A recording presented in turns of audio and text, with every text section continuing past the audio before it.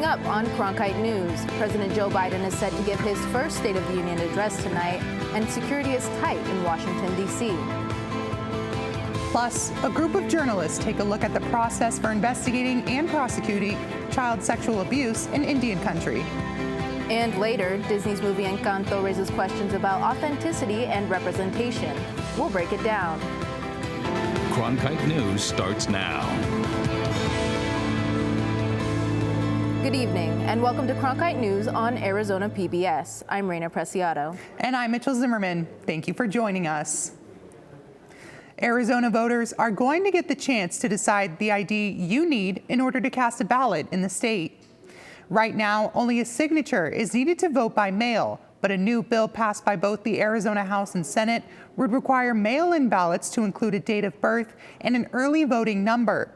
The bill also changes what ID is acceptable for in-person voting, showing documents like a utility bill or tax form will no longer be accepted as identification. The bill will now be on this November's ballot to be approved by the voters. And if passed, the law would take effect for the 2024 primary election.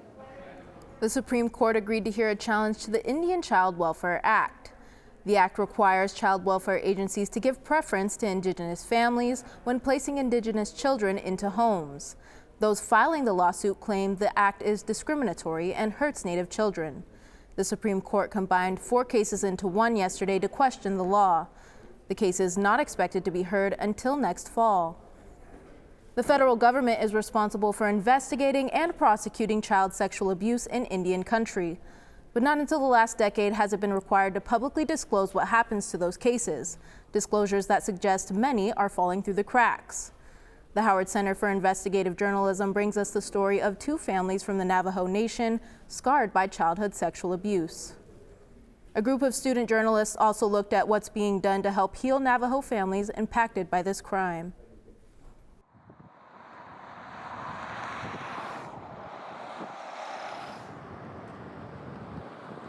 One day he came from the north side and I was outside feeding the goats bottle, and after I did that I went to sheep corral and did some more feeding over there. They were both walking that way and they said pick the girl up in 20 minutes to 30 minutes and about to turn off, and that never happened.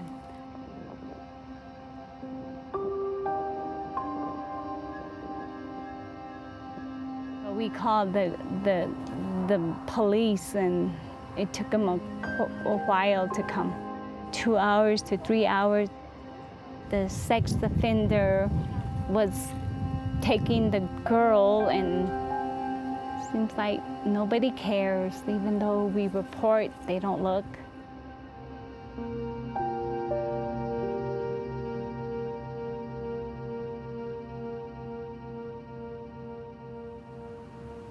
We went to the president's office and we asked them if they would set up an Amber Alert. They told us she was too old. Just they under can't. 12 years old and under. Yeah.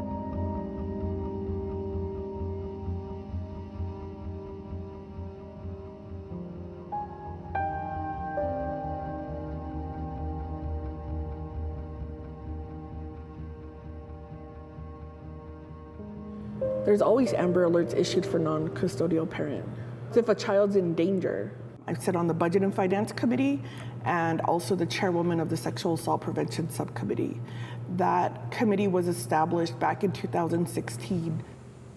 The nation, we suffered a severe loss of Ashton Mike.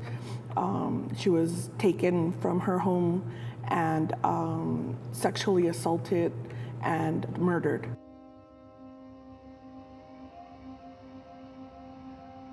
There's a lot of offenders out there who get to re-offend and move on to other children in the family. We provide medical services for children and adults who have concerns of child sexual abuse or sexual assault. And I'm here, boots on the ground, seeing, and I'm finding out all kinds of things about the family and the history and how vulnerable they are. I don't know that there's any child sex abuse case that is ever an easy case. When you have a child witness, that in and of itself, presents unique challenges. It comes down to can I prove the elements beyond a reasonable doubt to a jury? I have to say, all this time I've been here, I can't tell which cases are going to get a response and which ones aren't. We don't get feedback. And I've been to federal court once for a child sex abuse case.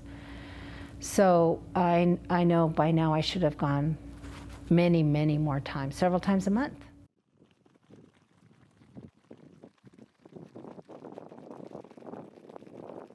I met Christine early in 2015, and she shared with me the challenges that she's been having trying to navigate the criminal justice system. There is no justice. Not within the Navajo Nation, not within the state, not within the federal courts. As soon as I found out, as soon as my son told me, we made the police report. And then the FBI agent told me that there was a confession and that he was going to forward it for prosecution, and then nothing happened. I mean, we had a perpetrator confess, and then the U.S. attorney said that there was insufficient evidence. I thought that maybe we were the only ones going through this, and why isn't anybody listening? Why isn't anybody doing anything? Why isn't anybody helping? And I think that it happens almost in every family.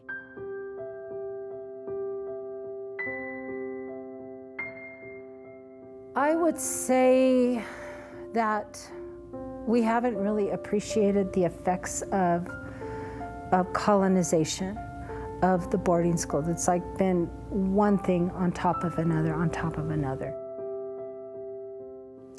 Children, families, I should say, some families, each generation were in boarding schools.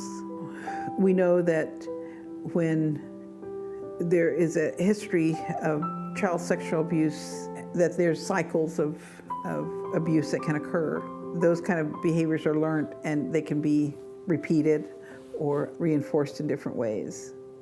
They're just little victims, they're just little victims everywhere. Anybody can do anything to them, and they've been violated in so many ways anyway, that what's sexual abuse? It's like one more thing that's going to happen to them.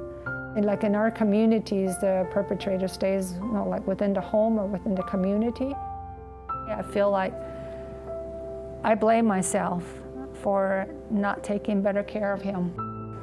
He doesn't come home a lot. I just think that it must be really traumatic for him to come here.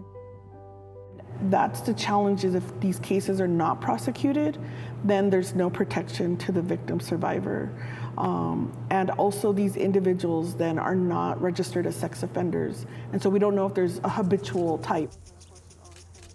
We do have an initiative called Save a Child, Heal the Nation, in recognizing the type of trauma that our people have experienced and understanding what does that mean to be a trauma-informed nation. And when people ask me, well, what's the outcome? For me, it's healing. And the reason why I say healing is because I cannot depend on an investigator or a court system to provide or to make that person whole. And I see what's available spiritually in the ceremonies, when they're explained to me in the prayers. Oh my God, there's a wealth of healing there. Just being connected to the land in a way that we're not at all, those of us who live in the city, and that's very healing. And that's the most important thing.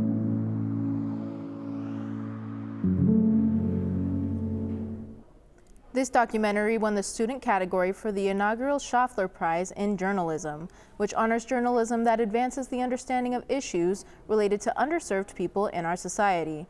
To see the full project, go to cronkitenews.azpbs.org.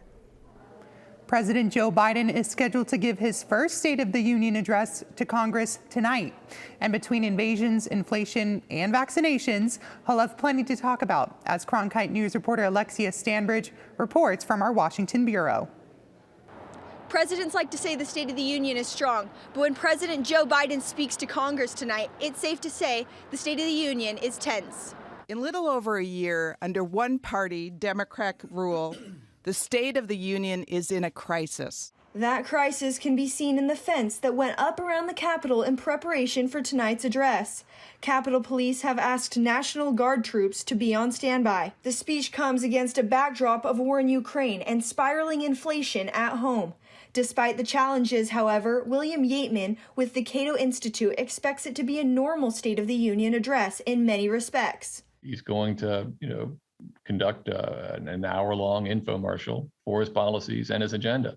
Yateman says Biden is expected to push his legislative agenda, including the Build Back Better Act, which has stalled in the Senate. We know that he'll pitch this as an antidote, if you will, to our current inflationary woes. White House officials said that the speech will focus on domestic issues like inflation and infrastructure, but they also said he will address the Russian invasion of Ukraine, all of which present a challenge as Biden battles unimpressive poll numbers. I don't think anyone would disagree that he's facing significant political headwinds at the moment. Now, I think a lot of those are of his own making. Republicans like Arizona Congresswoman Debbie Lesko don't have high hopes for tonight's speech. They delivered issue-by-issue critiques hours before the president even started talking. Tonight, Americans are going to ask two questions. Am I better off under Biden and the Democrat control? And do I trust what Biden is going to tell us? I think clearly the answer is no. Biden is also expected to address progress against COVID. That will be seen in the audience with all members of Congress invited this year, after attendance last year was limited. But members this year cannot bring guests as usual. In this time of COVID, I expect the atmosphere to be somewhat muted, or more muted relative to the past. Biden is scheduled to start speaking at 9 o'clock Eastern Time. Check out cronkitenews.arizonapbs.org for Arizona Reaction. In Washington, Alexia Stambridge, Cronkite News. President Biden will not get the last word tonight. The Republican response will be delivered by Iowa Governor Kim Reynolds, and progressive Democrats will have their own rebuttal, delivered by Michigan Congresswoman Rashida Tlaib. I'm Marty Savlov. Coming up after the break, I'll have your Cronkite Sports Report. We tour ASU's new multi-purpose arena, which will also serve as the Coyotes' new home for the next 3 years.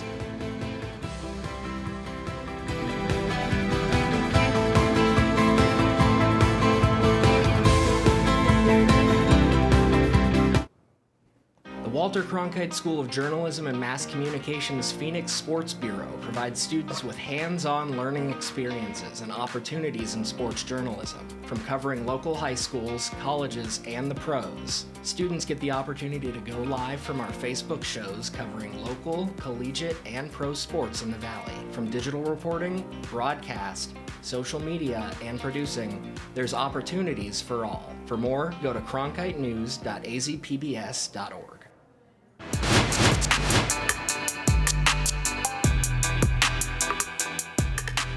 Welcome back to Cronkite News. I'm Marty Savlov, and this is your Cronkite Sports Report.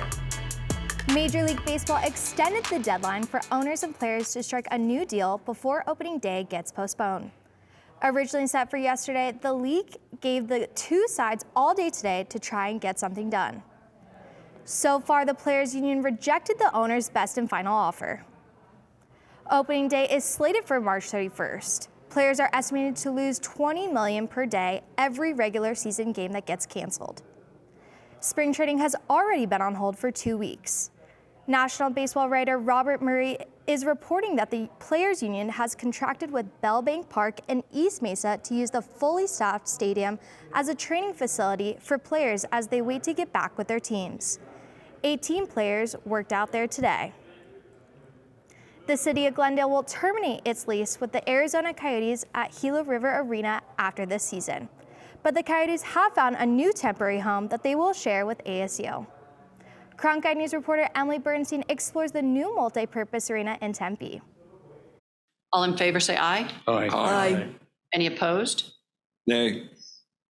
Any abstentions? The motion does carry.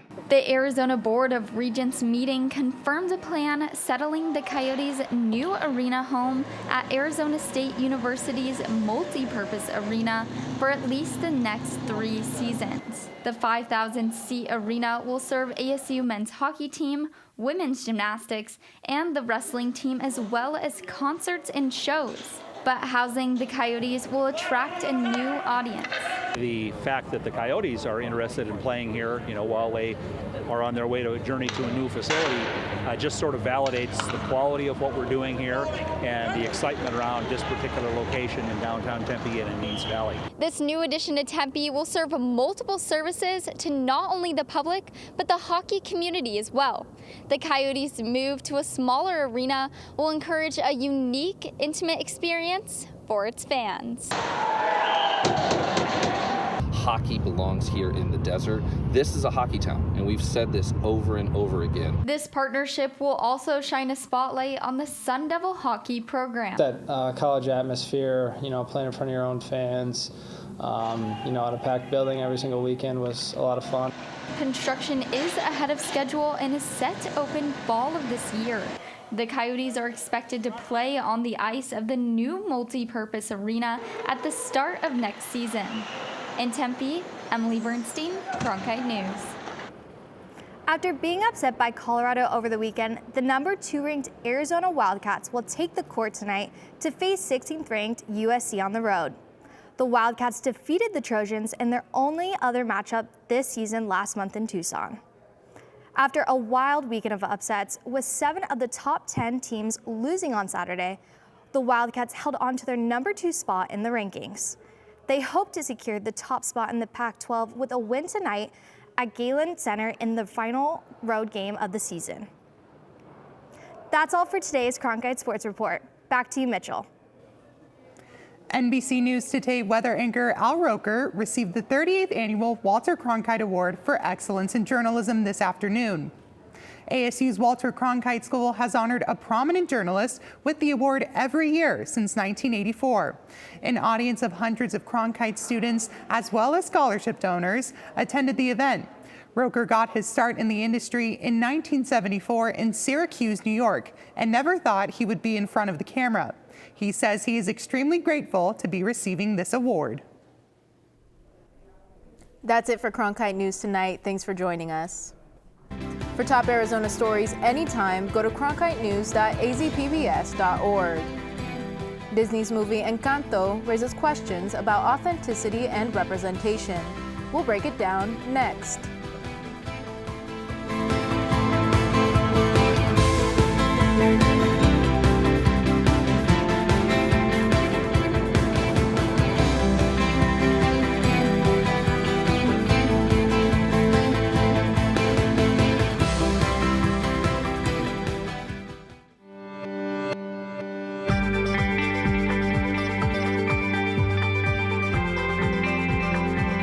Break It Down is brought to you in part by Mayo Clinic and viewers like you.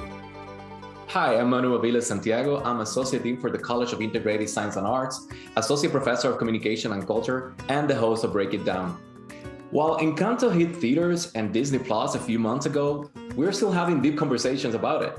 It raises questions about authenticity, comparison with others animated films like Coco, and even debates around why we don't talk about Bruno, the popular song from the movie, overtook Frozen's super hit Let It Go. How did that happen, right? People are asking that question.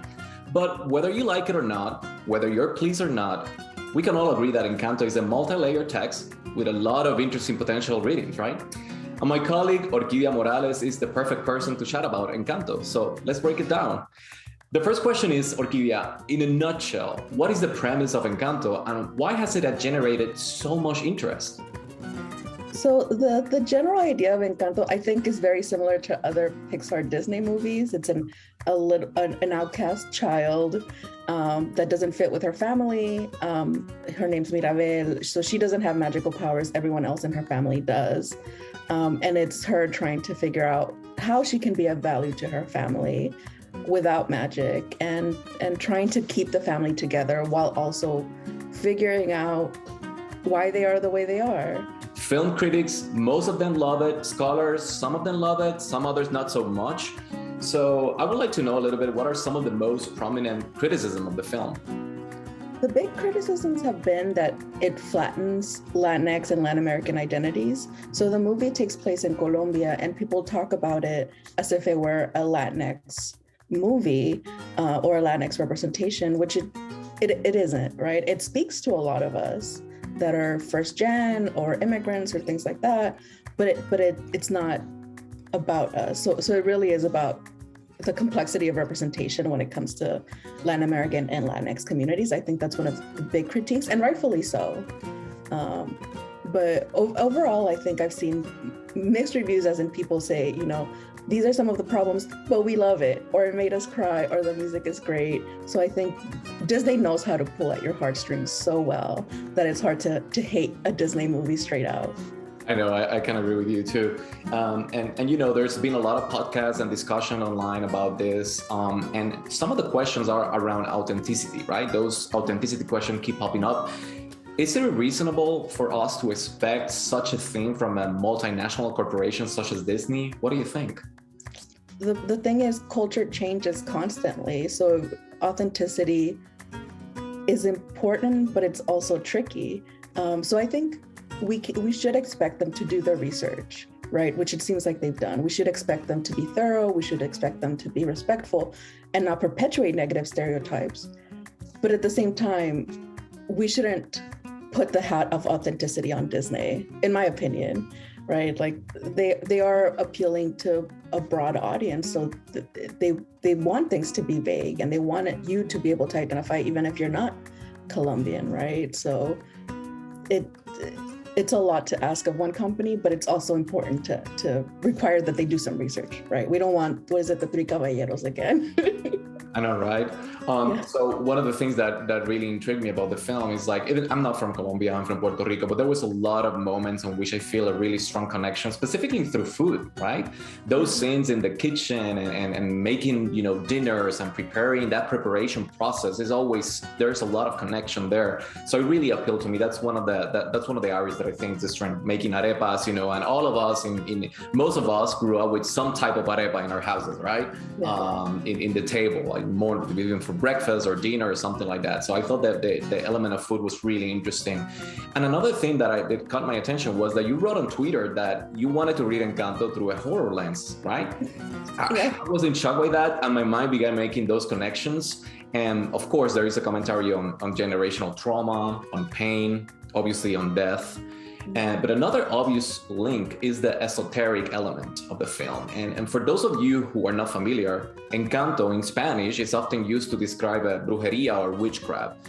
But I'm curious about, how do you see this horror narrative plays out in the film? So for me, a horror lens just means that we're critical about the film and the way that it touches us, right?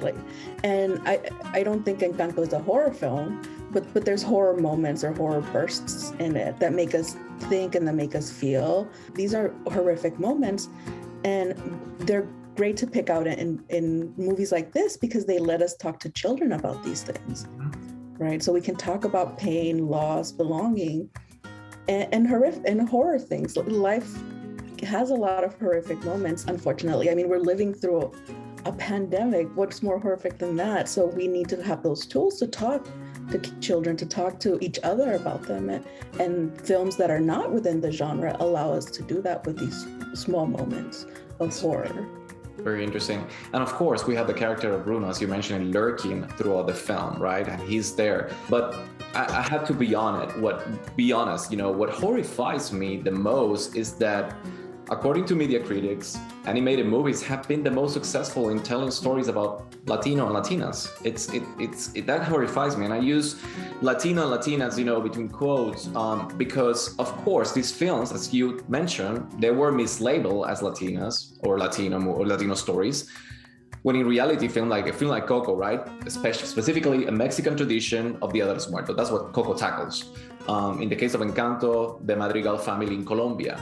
And you and I are both educators and Latino media scholars. How we can push for more industrial and narrative changes in the industry?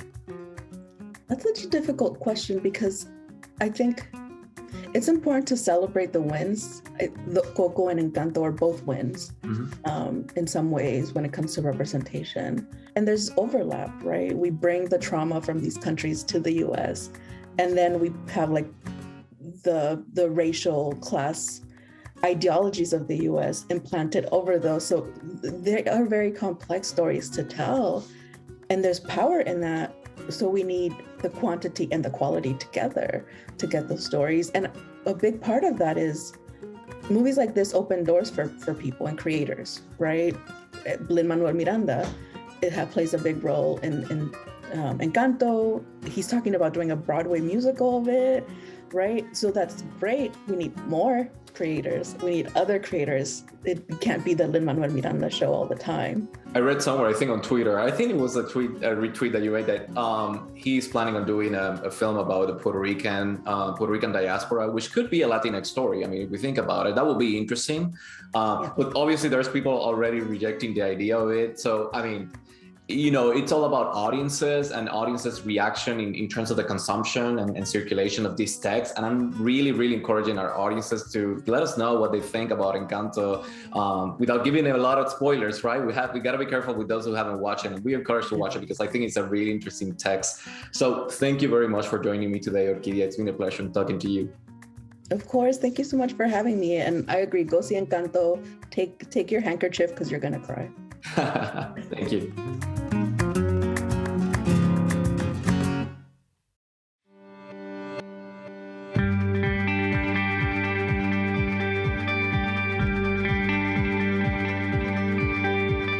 This hour of local news is made possible by contributions from the Friends of PBS, members of your PBS station.